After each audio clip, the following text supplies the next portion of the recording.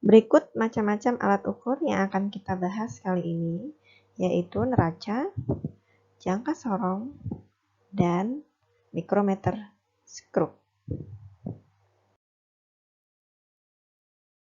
Besaran fisika. Besaran fisika terbagi dari dua, pokok dan turunan. Besaran pokok itu terdiri dari 7 besaran yang wajib kita ketahui, yaitu panjang, massa, waktu, suhu, arus listrik, intensitas cahaya, dan jumlah zat. Dimensinya dihafalkan ya anak-anak. Besaran turunan adalah besaran yang satuannya diturunkan dari besaran-besaran pokok, jadi gabungan dari beberapa besaran pokok. Yang biasanya umum itu campuran atau gabungan dari 3 besaran pokok, yaitu panjang, waktu, dan massa. Nah, ini berikut contoh-contoh besaran turunannya.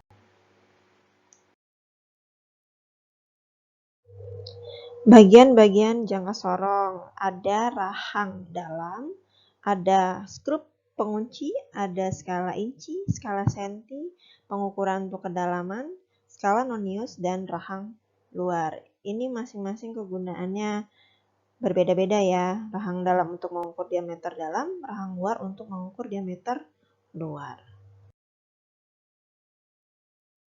Pengukuran jangka sorong, jadi skala utama ditambah dengan skala nonius. Nah, di gambar yang atas, yang kuning, kita lihat skala utamanya 4,5, yaitu garis yang sebelum angka 0 skala nonius, kemudian ditambah skala nonius yang berhimpit dengan garis pada skala utama, jadi 4,53. Begitupun yang di bawah, ini sudah jelas pengamatannya ya, skala utama ditambah skala nonius. Berikut contoh pengukuran pada jangka sorong ya. Jadi ini ada sebuah mur, itu diukur, lihat kita, skala utamanya sebelum angka 0 adalah angka 2,4. Sebelum angka 0 dari skala nonius ya, jadi skala utamanya yang dibaca 2,4, kemudian skala noniusnya yang berhimpit dengan skala utama. Jadi skala nonius yang dilihat di sini ada titik 7, berarti 0,07, 2,4 ditambah 0,07, maka hasilnya 2,47. Berikut bagian-bagian mikrometer skrup, ada poros, ada skala utama, ada skala nonius, itu diputar ya, makanya disebut mikrometer skrup karena dia diputar, kemudian ada roda bergigi, terus ada kunci poros, dan ada bingkainya. Ini contoh pengukuran mikrometer skrup ya. Jadi skala utamanya di sini 5 yang garis atas, kemudian yang bawah tambah ada setengah jadi 5,5. Kemudian garis nonius yang berhimpit dengan skala utama itu di angka 30.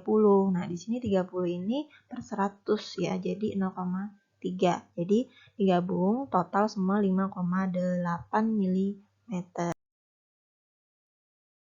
Contoh yang berikutnya.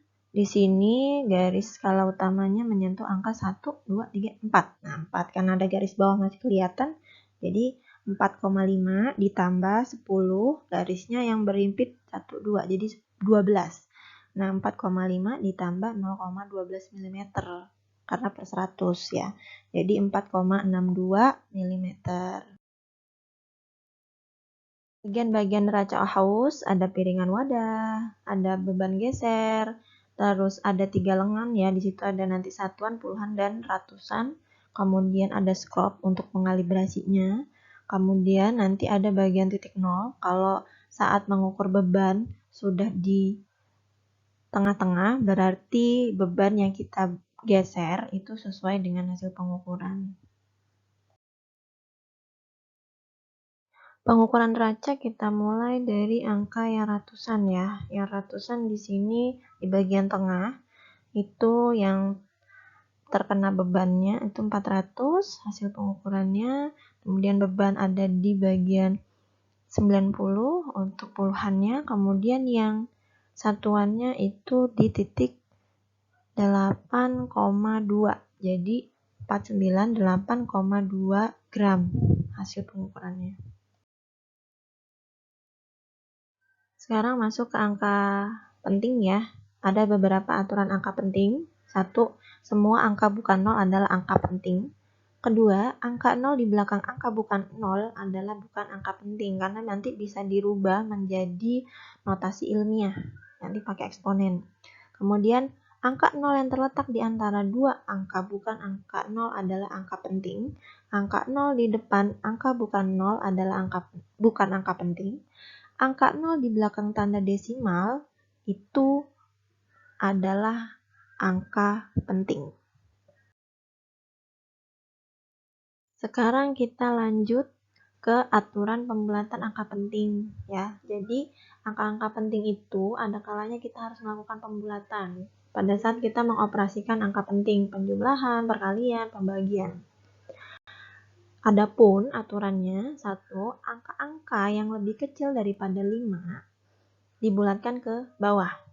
Angka-angka yang lebih besar dari 5 dibulatkan ke atas, karena 5 itu tengah-tengah ya. Kemudian, kalau angka yang mau dibulatkan itu ternyata sama persis dengan angka 5, ada lagi syaratnya atau aturannya. Jadi, kalau ketemu angka ganjil sebelum angka 5, dibulatkannya nanti ke atas. Tapi, kalau ketemu angkanya genap sebelum angka 5, maka dibulatkan ke bawah. Nah, sekarang kita masuk nih ke operasi penjumlahan dan pengurangan angka penting ya. Syaratnya, kalau untuk bagian penjumlahan dan pengurangan angka penting, hasilnya itu tidak boleh mempunyai jumlah angka taksiran melebihi angka taksiran bilangan yang dijumlahkan atau dikurangkan. Nah, ini contoh. 210,3 ditambah 53,23 ditambah 0,345, hasilnya 263,9. Itu pembulatannya ya. Jadi di sini dilihat 2103 angka taksirannya 1, 53 angka taksirannya 2, 0,345 angka taksirannya 3. Jadi angka taksiran itu angka yang di belakang koma. Nah, jadi angka taksirannya harus 1 karena yang paling sedikit. 210,3 berarti koma di belakangnya itu harus 1. Kita bulatkan ya. 263,875 jadinya 263,9. Sekarang kita masuk ke perkalian dan pembagian angka penting. Nah, kalau di perkalian itu jumlah angka penting hasil perkalian dan pembagian itu harus mengikuti angka penting yang paling sedikit pada bilangan yang dioperasikan. Contoh, 0,548, ada 3 kan angka pentingnya. Kalau 0,2 angka pentingnya 1. Nah, ketika kita kalikan hanya boleh menulis satu angka penting. Jadi 0,119 hasil dari kita menghitung itu harus dibulatkan jadi 0,1 karena hanya boleh memiliki satu angka penting. Karena 0 yang di depan desimal bukan angka penting ya. Selanjutnya yang B, akar 25. Akar 25 itu angkanya ada 2 angka penting. Nah, kalau di akar hasilnya kan 5. Hanya punya 1, tapi kita hanya dibolehkan menulisnya 2. Jadi 5,0. Begitu. Untuk pembagian dan pangkat juga sama ya caranya. Terima kasih sudah menyaksikan materi besaran, satuan, dan dimensi. Lain kali kita bertemu lagi ya dengan pelajaran yang berikutnya. Ibu Dita pamit dulu. Assalamualaikum.